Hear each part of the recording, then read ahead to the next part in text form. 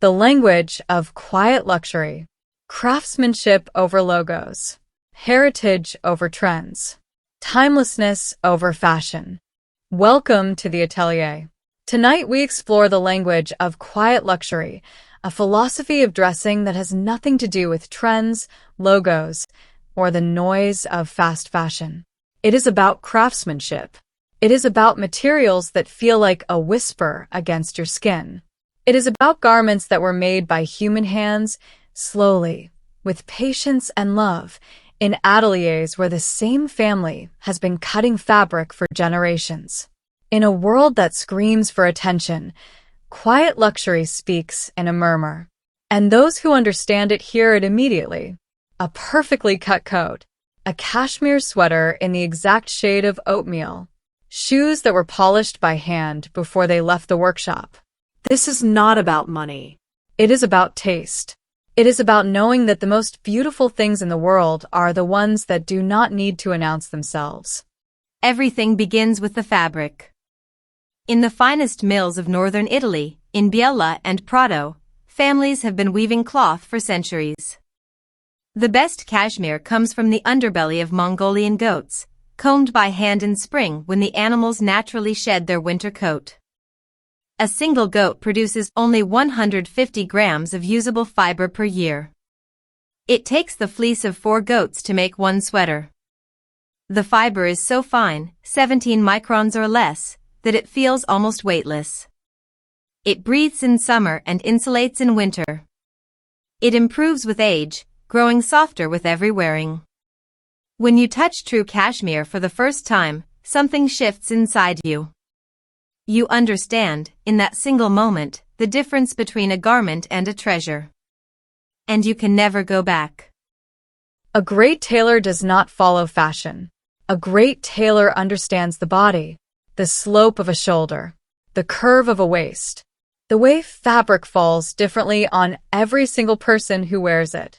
In Savile Row and Via Montenapoleone, master cutters still use chalk and shears, working from patterns they memorized decades ago. A bespoke jacket requires 60 hours of handwork, over 200 separate measurements, 3 fittings. The canvas is hand-stitched to follow your posture, your movement, your breath. The result is not just a jacket. It is a second skin. It moves when you move. It breathes when you breathe. And when you put it on, you stand a little taller, not because the jacket makes you look better, but because it makes you feel like the person you were always meant to be. The phrase old money describes not just wealth, but a way of being. Old money dresses the same way in every decade. Navy blazers. Gray flannel. White cotton. Leather shoes that have been resold 3 times. There is a reason for this. When you have nothing to prove, you have nothing to display. The old money wardrobe is built on repetition, not novelty. The same cashmere from the same mill. The same cut from the same tailor. The same watch inherited from a grandfather who received it from his. Trends exist to create desire for things you do not need. The old money philosophy rejects this entirely. Buy less. Buy better. Wear it until it becomes part of you. A well-worn navy blazer with brass buttons tells a richer story than any runway piece ever could. It says, I have been living well for a very long time. And I will continue to do so, quietly, without asking anyone to notice. If you could own only one garment, it should be a white shirt. Carolina Herrera has worn one every day for decades. Coco Chanel called it the ultimate expression of refinement. The white shirt is the most democratic and the most aristocratic piece of clothing ever created. It works with jeans and bare feet on a Sunday morning. It works under a black tuxedo at the opera. It works alone, with the sleeves rolled up, on an Amalfi terrace at sunset. The secret is the cotton. Sea Island cotton, grown in the Caribbean, is the finest in the world. Its fibers are so long and silky that the woven cloth has an almost liquid quality. It wrinkles beautifully, like crumpled love letters. A perfect white shirt is not about formality. It is about freedom. The freedom to be effortlessly, endlessly, quietly beautiful. In a small workshop outside Naples, a family has been making suits by hand for 7 generations. The patriarch, now 84 years old, still cuts every jacket himself. His hands know the weight of cloth the way a pianist knows the weight of keys. He does not use a computer. He does not use a pattern. He cuts from memory, from instinct, from 70 years of touching fabric. His grandson, 26, sits beside him, learning. The same gestures. The same patience. The same love. When you commission a suit from this workshop, you are not buying clothing. You are buying time. Decades of accumulated wisdom distilled into every stitch. The jacket will fit you as though it grew on your body. The trousers will fall with a break that seems accidental but was calculated to the millimeter. This is what machines cannot replicate. Not precision, but feeling. Not consistency, but soul. The quiet luxury palette is a study in restraint. Ivory, taupe, camel, charcoal, navy, stone, burgundy in winter, linen white in summer. These are not boring colors. These are the colors of the natural world. The color of sand after rain. The color of fog over a lake at dawn. The color of old stone in a Tuscan village. Fast fashion uses bright colors because bright colors demand attention. Quiet luxury uses muted tones because muted tones invite intimacy. You have to come closer to see the quality. You have to look twice to notice the texture, the weave, the way the fabric catches the light at a certain angle. This is deliberate. Quiet luxury does not want to be admired from across the room.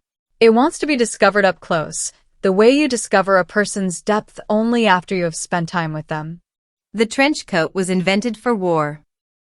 Thomas Burberry designed it in 1914 for officers in the trenches of the Western Front. It was waterproof, practical, built to survive. And then the war ended, and something remarkable happened. The officers brought their coats home, and the trench coat became a symbol of something entirely different. It became cinema. Humphrey Bogart in Casablanca. Audrey Hepburn in Breakfast at Tiffany's. Catherine Deneuve walking through the rain in Paris. The trench coat is the most successful crossover in fashion history. Born in mud and violence, reborn as the embodiment of urban elegance. 100 years later, it remains unchanged. The same gabardine. The same epaulettes. The same belt that you never quite know how to tie. It is proof that great design transcends its origin.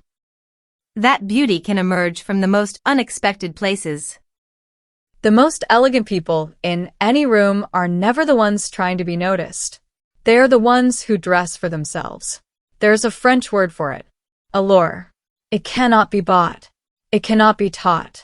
It is the quiet confidence of a woman who chose her outfit not to impress anyone, but because it made her feel like herself. She walks differently.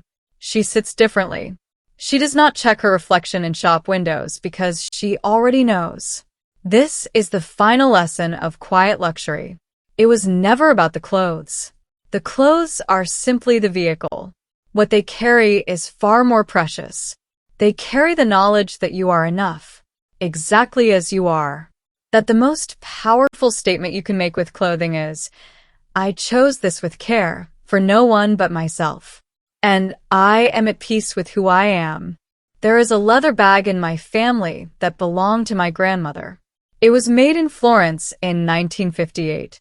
The leather has darkened to the color of mahogany. The brass clasp still clicks with the same satisfying sound it made 70 years ago. Every scratch tells a story. Every crease maps a journey. I carry it not because it is fashionable, but because it carries her with me. This is the true promise of quiet luxury. Not that your clothes will impress others today, but that they will still be beautiful decades from now.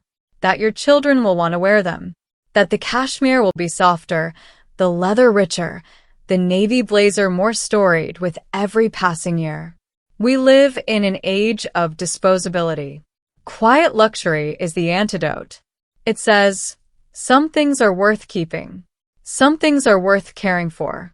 Some things grow more beautiful with time. Just like us. This has been the Atelier. Thank you for watching. D'amore Anima. Of love, soul. This has been the Atelier by D'amore Anima. The journey will continue.